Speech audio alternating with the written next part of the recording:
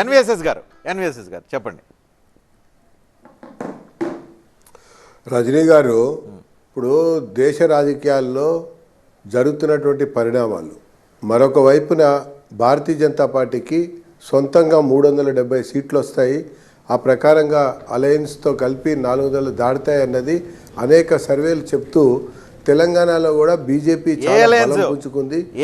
శాసనసభ ఎన్నికల్లో 400 వచ్చే అలయన్స్ లో మీకు ఏమైనా ఉన్నాయా అని చెప్పి వాళ్ళ కాంగ్రెస్ వాళ్ళకి డౌట్ వస్తుంది. ఆ అలయన్స్ లో ఇక్కడ తెలంగాణలో కూడా ఏమైనా ఉన్నాయా అంటే వాళ్ళకి డౌట్ వస్తుంది. ఒక చిన్న విషయం నేను చెప్పనియండి మొత్తం.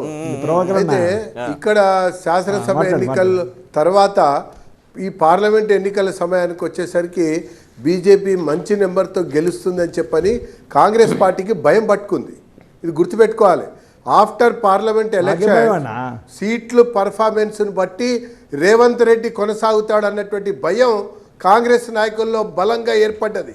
ఈ ఏర్పడ్డటువంటి ఒక దాన్ని దృష్టిలో పెట్టుకొని ఏ రకంగా అయినా సరే వాళ్ళు వ్యూహకర్తలు, సిద్ధాంతకర్తలు ఒక దుష్ప్రచారాన్ని చేసి ఆ రకంగా మనం గట్టెక్కాలన్నటువంటి ఆలోచనతో వేస్తున్నటువంటి ఒక పన్నాగం ఒకవైపున, మరొక వైపున బీఆర్ఎస్ నుంచి వలసలు కాంగ్రెస్కి బలంగా పెరుగుతున్నాయి.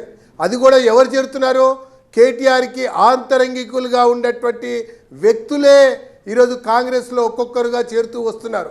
కాబట్టి పార్లమెంట్ ఎన్నికల తర్వాత బీఆర్ఎస్ కూడా చీలిపోతుందేమో, కనుమరుగవుతుందేమో, మొత్తంగా కాంగ్రెస్తో కలిసి ముందుకెళ్లేటువంటి పరిస్థితి ఉత్పన్నమవుతుంది అన్నటువంటి అభిప్రాయంతోన ఇటు కాంగ్రెస్ బీఆర్ఎస్ రెండు కలిపి ఆ రకమైనటువంటి యొక్క కొత్త వాదనలు మీరు చెప్పే వాదనకి పసలేదు ప్రభాకర్ గారు, ఎన్విఎస్ఎస్ గారు.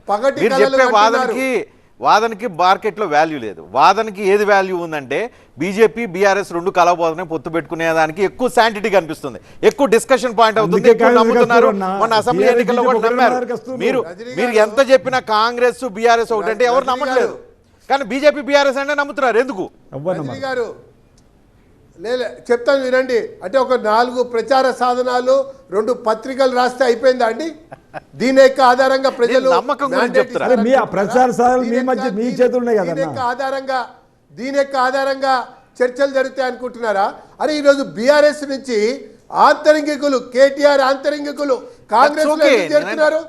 ఎవరు చెప్తే ఎవరు పంపిస్తే చేరుతున్నారు చెప్పండి.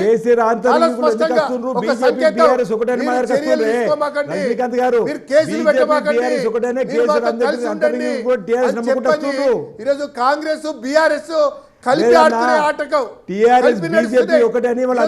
తెలిసిన తర్వాత తెలంగాణలో రాజకీయంగా ప్రజాస్వామ్యం ముందు ఉండాలంటే టీఆర్ఎస్ పార్టీతో సాధ్యం కాదు, కాంగ్రెస్ సాధ్యమని వస్తున్నారు. నా ప్రవర్తన మీ మాటల్లోనే కేసీఆర్ అందరికీ టీఆర్ఎస్ అర్థమైంది, బీజేపీ అర్థమైందన్నా అన్నా. అరే నువ్వు మాట్లాడినప్పుడు నేను అందరికీ నీ కూడా అవుతున్నా. నేనేమంటున్నా, కేసీఆర్ అంతరంగికులు కాంగ్రెస్ రావడానికి కారణం ఏంటంటే బీజేపీ బీఆర్ఎస్ ఒకటని నమ్మే మా దగ్గరికి వస్తున్నారు. ప్రజాసేవ కాంగ్రెస్ అయితే సాధ్యమని, కాంగ్రెస్ పార్టీ లాంగ్ రన్ లో ఉంటుందని చెప్పండి తెలంగాణ వస్తున్నా. ఇండియా కూటమి కూడా దేశవ్యాప్తంగా పుంజుకుంటుందన్నా. మరి ఒకటేసారి